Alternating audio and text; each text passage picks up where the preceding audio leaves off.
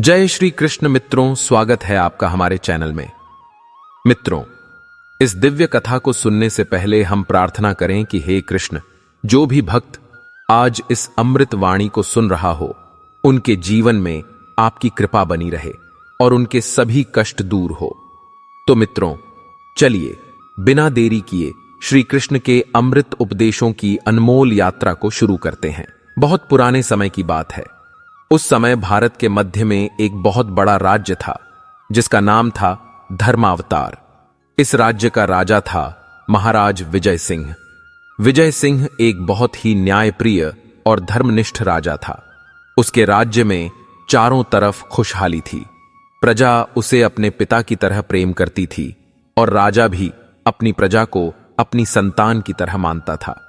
महाराज विजय सिंह प्रतिदिन सुबह उठकर स्नान करने के बाद भगवान की पूजा करते थे। वे भगवान विष्णु के परम भक्त थे। उनका मानना था कि राजा का कर्तव्य केवल राज्य चलाना ही नहीं है, बल्कि प्रजा की भलाई करना और धर्म का पालन करना भी है। इसी कारण उनके राज्य में कोई चोरी, डकैती या अन्याय नहीं होता था। सभी लोग खुश थे और भगवान का नाम लेते रहते थे। राजा के पास अपार धन संपत्ति थी। उनका राजमहल सोने चांदी से सजा हुआ था। हीरे जवाहरात से भरे खजाने थे। सैकड़ों हाथी, घोड़े और रथ थे। लेकिन इन सब चीजों को राजा केवल प्रजा की सेवा के लिए ही उपयोग में लाते थे। वे हमेशा कहते थे कि यह सब कुछ भगवान का दिया हुआ है और इसका सदुपयोग करना हमारा धर्म है। एक दिन राजा के दरबार में एक साधु आया। वह साधु बहुत ही तेजस्वी और ज्ञानी लग रहा था। उसके चेहरे पर एक अजीब सी चमक थी और आंखों में गहरी शांति दिख रही थी। साधु ने राजा से कहा, हे राजन, मैं बहुत दूर से आया हूं। मैंने आपके न्याय और धर्मनिष्ठा के बारे में सुना है। मैं आपसे कुछ प्रश्न पूछना चाहता हूं। राजा ने विनम्रता से साधु का स्वागत किया और कहा, हे महात्मा, आपका स्वागत है। आप जो भी प्रश्न पूछना चाहे पूछ सकते हैं। मैं अपनी पूरी क्षमता से उत्तर देने की कोशिश करूंगा। साधु ने मुस्कुराते हुए पूछा, राजन, क्या आप सच में मानते हैं कि हर इंसान को उसके कर्मों का फल मिलता है? क्या आपको लगता है कि जो व्यक्ति अच्छे काम करता है उसे हमेशा अच्छा फल मिलता है और जो बुरे काम करता है उसे बुरा फल मिलता है? राजा ने बिना किसी हिचकिचाहट के उत्तर दिया, जी हां, अब पूरे विश्वास के साथ कहता हूं कि हर व्यक्ति को अपने कर्मों का फल जरूर मिलता है। यह प्रकृति का नियम है। जैसे बीज बोने पर उसी के अनुसार फल मिलता है, वैसे ही कर्म करने पर उसी के अनुसार परिणाम मिलता के हैं। यह सनातन सत्य है। साधु ने एक गहरी सांस ली और कहा, राजन, आपका विश्वास सुंदर है, लेकिन कभी कभी यह दिखता है कि अच्छे लोगों के साथ बुरा होता है और बुरे लोगों के साथ अच्छा होता है। इसका क्या उत्तर है? राजा ने धैर्य से उत्तर दिया, महात्मा, कभी कभी हमें ऐसा लग सकता है, लेकिन वास्तव में ऐसा नहीं है। हो सकता है कि कर्म का फल तुरंत ना दिखे, लेकिन समय आने पर जरूर मिलता है। कभी इसी जन्म में और कभी अगले जन्म में। भगवान की व्यवस्था में कोई गलती नहीं होती। साधु ने राजा की ओर देखा और कहा, अच्छी बात है राजन, लेकिन मैं आपकी इस धारणा की परीक्षा लेना चाहता हूं। क्या आप तैयार हैं? राजा ने कहा, जी हां महात्मा, मैं तैयार हूं। मेरा विश्वास पक्का है। साधु ने अपना हाथ उठाया और आशीर्वाद देते हुए कहा, तो सुनिए राजन, आज से आपकी परीक्षा शुरू होती है। आपके जीवन में कुछ ऐसी घटनाएं होंगी जो आपके विश्वास को हिला देंगी, लेकिन याद रखिए, यह सब आपके अच्छे के लिए ही होगा। अगर आप अपने धर्म पर अडिग रहे तो अंत में आपको सच्चा ज्ञान मिलेगा। इतना कहकर साधु वहां से चला गया। राजा को थोड़ा अजीब लगा, लेकिन उन्होंने इसे ज्यादा गंभीरता से नहीं लिया। वे अपने काम में व्यस्त हो गए। कुछ दिन बाद राजा के राज्य में अचानक से अकाल पड़ गया। कई महीनों तक बारिश नहीं हुई। फसलें सूख गईं। नदियां और तालाब सूखने लगे। प्रजा परेशान होने लगी। राजा ने तुरंत अपने खजाने खोल दिए और प्रजा की मदद करने लगा। उसने अपने भंडार से अनाज बांटवाया, पानी के लिए नए कुएं खुदवाए, बीमारों की दवाई की व्यवस्था कराई, लेकिन अकाल और बढ़ता गया। राजा का खजाना खत्म होने लगा। फिर भी राजा ने प्रजा की सेवा करना नहीं छोड़ा। उसने अपने महल के गहने, सोना, चांदी सब कुछ बेच दिया और प्रजा की मदद की। राजा की रानी महारानी सुमित्रा भी अपने सारे आभूषण दान कर दिए। 1 साल तक अकाल चलता रहा। राजा ने अपना सब कुछ दान कर दिया था। अब उसके पास सिर्फ साधारण कपड़े और एक छोटा सा घर बचा था, लेकिन फिर भी राजा खुश था क्योंकि उसकी प्रजा बच गई थी। उसे लगता था कि यह सब भगवान की परीक्षा है और वह इसमें सफल हो रहा है। लेकिन अचानक एक दिन राजा को पता चला कि उसके पड़ोसी राजा सुरेंद्र सिंह ने ये उसके राज्य पर हमला करने की तैयारी कर ली है। सुरेंद्र सिंह एक क्रूर और लालची राजा था। उसने सोचा कि विजय सिंह कमजोर हो गया है तो यही समय है उसके राज्य को हड़पने का। राजा विजय सिंह के पास अब न सेना थी न हथियार। अकाल के समय उसने सब कुछ बेच दिया था। उसके सैनिक भी भूख के कारण कमजोर हो गए थे। राजा ने अपने मंत्रियों से सलाह मांगी। मंत्रियों ने कहा, महाराज, हमारे पास कोई रास्ता नहीं है। हमें सुरेंद्र सिंह के सामने आत्मसमर्पण करना होगा। लेकिन राजा विजय सिंह ने कहा, नहीं, मैं कभी अधर्म आगे झुकूंगा नहीं। सुरेंद्र सिंह एक अत्याचारी है। अगर मैंने उसके आगे सिर झुकाया तो वह मेरी प्रजा पर अत्याचार करेगा। मैं यह नहीं होने दूंगा। मंत्रियों ने कहा, लेकिन महाराज, हम लड़ेंगे कैसे? हमारे पास न सेना है न हथियार। राजा ने कहा, भगवान पर भरोसा रखिए। जो सत्य के साथ होता है भगवान उसके साथ होते हैं। हम धर्म की रक्षा के लिए लड़ेंगे। परिणाम भगवान के हाथ में है। अगले दिन सुरेंद्र सिंह की विशाल सेना ने धर्मावतार राज्य पर आक्रमण कर दिया। राजा विजय सिंह अपने कुछ वफादार सैनिकों के साथ युद्ध के लिए निकला। युद्ध भयानक था। राजा विजय सिंह बहुत बहादुरी से लड़ा, लेकिन संख्या में कम होने के कारण वह हार गया। सुरेंद्र सिंह ने राजा विजय सिंह को बंदी बना लिया। उसने राजा के साथ बहुत बुरा बर्ताव किया। राजा को जेल में डाल दिया गया। रानी सुमित्रा को भी बंदी बनाया गया। उनका छोटा बेटा राजकुमार अर्जुन किसी तरह भाग निकला और जंगल में छुप गया। जेल में राजा को बहुत कष्ट दिया जाता था। खाने को रूखी रोटी मिलती थी और पानी भी कम मिलता था।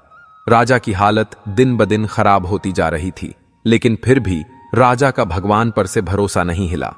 वह रोज सुबह शाम भगवान का नाम लेता रहता था। कई महीने बीत गए। राजा अब बहुत कमजोर हो गया था। एक दिन वह जेल में बैठा भगवान से प्रार्थना कर रहा था, हे भगवान, मैंने जीवन भर आपकी सेवा की है, हमेशा धर्म का पालन किया है, प्रजा की भलाई के लिए अपना सब कुछ दान कर दिया, फिर भी आज मैं इस हालत में हूं। क्या सच में अच्छे कर्म का अच्छा फल मिलता है? पहली बार राजा के मन में संदेह पैदा हुआ था। उसे लगने लगा कि शायद उस साधु की बात सच थी। शायद कर्म और उसके फल में कोई संबंध नहीं है। शायद यह सब केवल कहानियां हैं। उसी रात राजा को सपने में फिर वही साधु दिखाई दिया।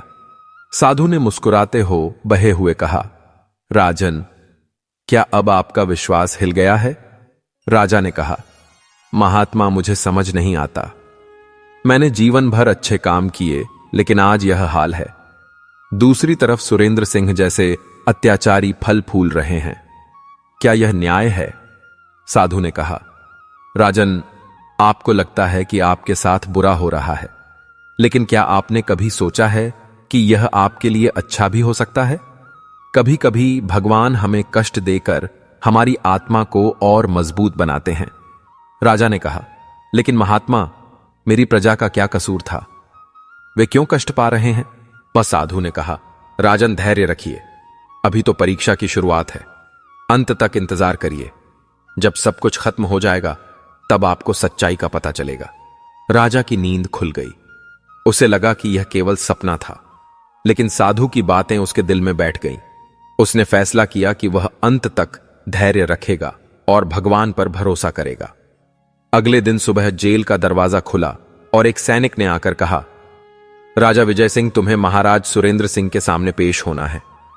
राजा को दरबार में ले जाया गया। सुरेंद्र सिंह सिंहासन पर बैठा था। उसके चेहरे पर क्रूरता झलक रही थी। उसने राजा विजय सिंह से कहा, सुनो विजय सिंह, मैं तुम्हें एक मौका देता हूं। अगर तुम मेरे सामने सिर झुकाकर मुझे अपना स्वामी मान लो और मेरी सेवा करने का वचन दो तो मैं तुम्हें माफ कर दूंगा।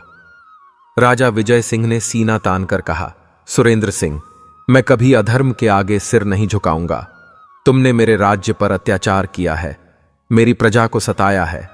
मैं तुम्हारे जैसे अत्याचारी को अपना स्वामी नहीं मान सकता। सुरेंद्र सिंह का गुस्सा 7वें आसमान पर चढ़ गया। उसने चिल्लाकर कहा, तो फिर तुम्हें मृत्युदंड मिलेगा। कल सुबह तुम्हें फांसी दी जाएगी। राजा ने शांति से कहा, मैं तैयार हूं। मौत से डरकर जीने से अच्छा है सम्मान के साथ मरना। राजा को वापस जेल में डाल दिया गया। उस रात राजा ने पूरी रात भगवान का नाम जपा। उसे लग रहा था कि यह उसकी आखिरी रात है, लेकिन उसे कोई डर नहीं था। उसका मन शांत था। सुबह होने से पहले अचानक जेल में बहुत शोर गुल मचा। सैनिक इधर उधर भाग रहे थे। राजा को समझ नहीं आया कि क्या हो रहा है। फिर उसे कहा, इसी ने बताया कि रात में सुरेंद्र सिंह की अचानक मौत हो गई है। कहते हैं कि उसे दिल का दौरा पड़ा था। सुरेंद्र सिंह के बेटे राजकुमार दुष्यंत ने तलवार निकाली और राजा पर वार करने को तैयार हुआ, लेकिन अचानक उसका हाथ रुक गया। उसे लगा कि कोई अदृश्य शक्ति उसका हाथ पकड़ रही है। उसने फिर कोशिश की, लेकिन तलवार उसके हाथ से छूटकर गिर गई। राजा ने आंखें खोलकर दुष्यंत की ओर देखा। उसकी आंखों में कोई डर नहीं था, सिर्फ करुणा थी। राजा ने कहा, दुष्यंत, तुम मुझे मारना चाहते हो तो मार दो, मैं तैयार हूं, लेकिन याद रखना कि जो बुराई तुम कर रहे हो उसका फल तुम्हें जरूर मिलेगा।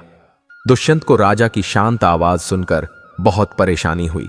उसे समझ नहीं आ रहा था कि यह आदमी इतने कष्ट के बाद भी इतना शांत कैसे है।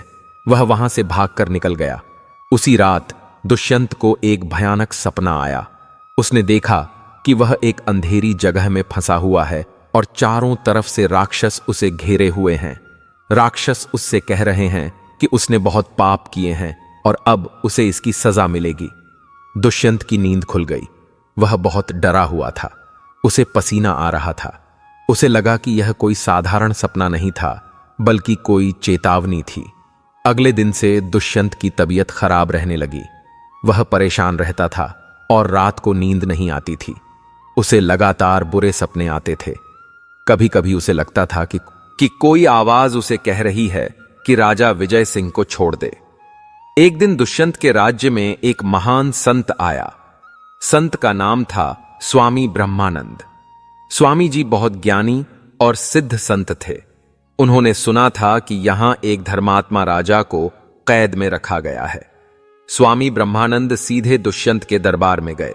उन्होंने दुष्यंत से कहा, राजन, मैंने सुना है कि आपने एक धर्मी राजा को कैद में रखा है। यह अधर्म है, आप उसे तुरंत छोड़ दीजिए। दुष्यंत ने गुस्से में कहा, स्वामी जी, आप अपने काम से काम रखिए, राज्य के मामले में दखल ना दीजिए। स्वामी ब्रह्मानंद ने शांति से कहा, राजन, धर्म सबका काम है। अधर्म को देखकर चुप रहना भी पाप है। मैं आपसे विनती करता हूं कि राजा विजय सिंह को छोड़ दीजिए। दुष्यंत ने कहा, मैं किसी की बात नहीं मानूंगा। राजा विजय सिंह मेरा शत्रु है और वह यहीं मरेगा। स्वामी ब्रह्मानंद ने कहा, ठीक है राजन, लेकिन याद रखिए कि अधर्म का फल बहुत बुरा होता है। आप अभी भी वक्त है, सुधर जाइए। स्वामी जी वहां से चले गए, लेकिन उन भी रहे थे। होने राजा विजय सिंह से मिलने की इच्छा जाहिर की। दुष्यंत ने मना कर दिया, लेकिन स्वामी जी रात के समय चुपचाप राजा के पास पहुंच गए। राजा विजय सिंह को स्वामी जी को देखकर बहुत खुशी हुई। उन्होंने कहा, स्वामी जी, आपके दर्शन से मेरा मन बहुत शांत हो गया है। स्वामी जी ने राजा की हालत देखी तो उनकी आंखों में आंसू आ गए।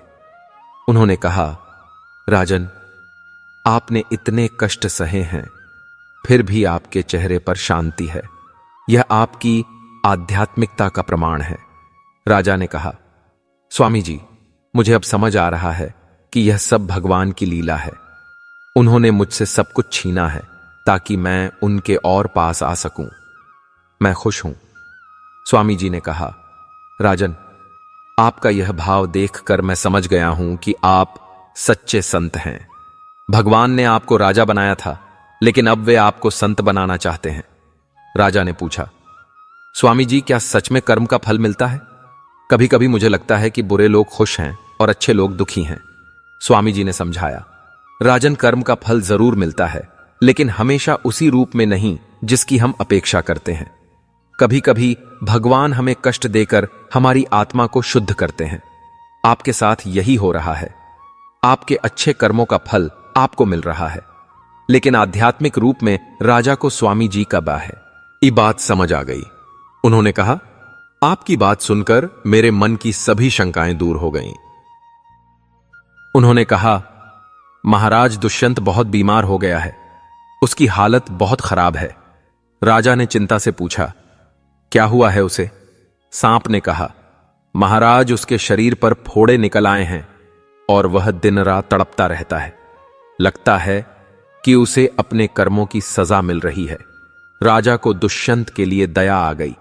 उसने कहा, हे भगवान, यह दुष्यंत भले ही मेरा शत्रु है, लेकिन मैं नहीं चाहता कि कोई भी जीव कष्ट पाए। आप इसे सद्बुद्धि दें। राजा की यह प्रार्थना सुनकर उसके तीनों मित्र जीव बहुत प्रभावित हुए। उन्होंने देखा कि राजा कितना महान है कि अपने शत्रु के लिए भी प्रार्थना कर रहा है। उसी रात राजा को फिर सपने में वह साधु दिखाई दिया जो पहले आया था। साधु ने मुस्कुराते हुए कहा, राजन, आपकी परीक्षा खत्म हो गई है। आप सफल हो गए हैं। राजा ने पूछा, महात्मा, क्या मतलब? साधु ने कहा, राजन, आपको जो कष्ट दिए गए वह आपकी परीक्षा थी। हमें देखना था कि क्या आप कष्ट में भी धर्म पर अडिग रह सकते हैं या नहीं। आपने सिद्ध कर दिया कि आप सच्चे धर्मी हैं। आपने अपने शत्रु के लिए भी प्रार्थना की है। इससे बड़ी कोई बात नहीं हो सकती। राजा ने पूछा, तो क्या अब मुझे मुक्ति मिल जाएगी? साधु ने कहा, राजन, अभी आपका काम बाकी है। आपको फिर से राज्य मिलेगा और आप प्रजा की सेवा करेंगे, लेकिन अब आप एक राजा नहीं बल्कि एक संत के रूप में राज्य करेंगे। राजा की नींद खुल गई। उसे लगा कि कुछ बदलाव होने वाला है। अगली सुबह दुष्यंत की हालत और भी खराब हो गई। उसे तेज बुखार आ गया था और वह बेहोशी में बड़बड़ा रहा था। वैद्य हार मान गए थे। दुष्यंत की बेहोशी में उसे फिर वही चमकदार आकृति दिखाई दी। आकृति ने कहा, दुष्यंत, अब भी समय है। राजा विजय सिंह से माफी मांग लो और उन्हें छोड़ दो, नहीं तो तुम्हारी मौत हो जाएगी। दुष्यंत को अब एहसास हुआ कि वह गलत रास्ते पर था। उसने कहा, मैं तैयार हूं। मैं राजा विजय सिंह से माफी मांगूंगा। आकृति ने कहा, ठीक है, लेकिन सिर्फ माफी मांगने से काम नहीं चलेगा। तुम्हें सच्चे दिल से पश्चाताप करना होगा और आगे कभी अधर्म नहीं करना होगा। दुष्यंत ने वादा किया। उसकी बेहोशी खुल गई और उसे थोड़ा बेहतर महसूस हुआ। दुष्यंत ने तुरंत अपने सैनिकों को बुलाया और कहा, राजा विजय सिंह को यहां ले आओ, मुझे उनसे बात करनी है। सैनिक राजा को ले आए। राजा की हालत देखकर दुष्यंत को बहुत शर्म आई। राजा बहुत कमजोर हो गया था, लेकिन उसके चेहरे पर अभी भी शांति थी। दुष्यंत ने राजा के पैर छूकर कहा, महाराज, मैंने आपके साथ बहुत बुरा किया है, मुझे माफ कर दीजिए। यह राजा ने दुष्यंत को उठाया और कहा, बेटा दुष्यंत, मैंने तुम्हें कभी बुरा नहीं माना। तुमने जो कुछ किया वह तुम्हारी अज्ञानता के कारण था। मैं तुम्हें दिल से माफ करता हूं। दुष्यंत की आंखों में आंसू आ गए। उसने कहा, महाराज, आप इतने महान हैं कि अपने शत्रु को भी माफ कर देते हैं। मैं आपके आगे छोटा हूं। राजा ने कहा, बेटा, शत्रु मित्र का भेद केवल मन में होता है, सब में भगवान बसते हैं। जब हम यह समझ जाते हैं तो कोई शत्रु नहीं रह जाता। दुष्यंत ने कहा, महाराज, मैं आपका राज्य वापस करता हूं। आप अपने सिंहासन पर बैठिए।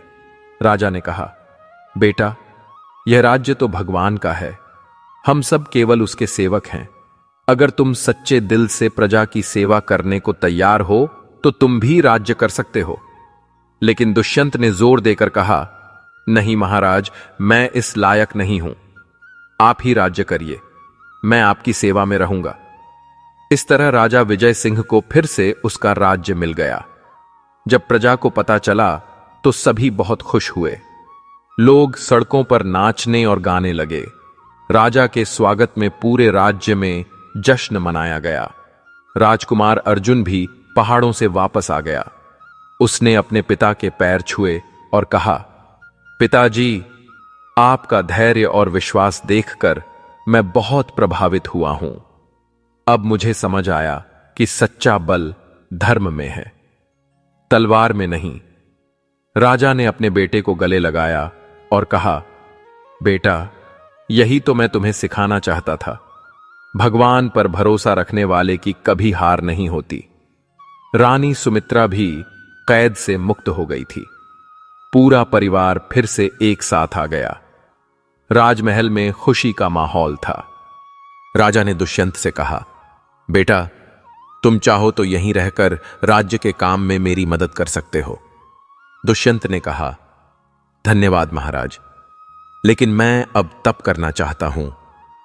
मुझे अपने पापों का प्रायश्चित करना है। राजा ने कहा, जैसी तुम्हारी इच्छा बेटा, भगवान तुम्हारा कल्याण करें। दुष्यंत राजमहल छोड़कर जंगल में तप करने चला गया। कुछ सालों बाद वह एक महान संत बन गया और लोगों को धर्म की शिक्षा देने लगा। राजा विजय सिंह ने फिर से अपने राज्य की देखभाल शुरू की, लेकिन अब वह पहले से भी ज्यादा धर्मनिष्ठ और करुणावान हो गया था। उन्होंने देखा था कि संसार की सभी चीजें नाशवान हैं, सिर्फ भगवान का प्रेम और धर्म ही सच्चा है। राजा ने अपने राज्य में कई अच्छे काम किए। गरीबों के लिए मुफ्त भोजन की व्यवस्था कराई, बीमारों के इलाज के लिए निशुल्क चिकित्सालय खोले, बच्चों की शिक्षा के लिए स्कूल बनवाए। राज्य में कोई भूखा या बीमार नहीं रहता था।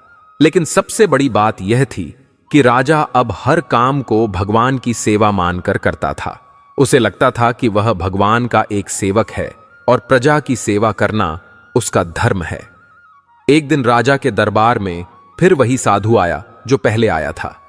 राजा ने उसे देखकर तुरंत पहचान लिया और उसके पैर छुए। राजा ने कहा, महात्मा, आपकी कृपा से मुझे जीवन की सच्चाई समझ आ गई है।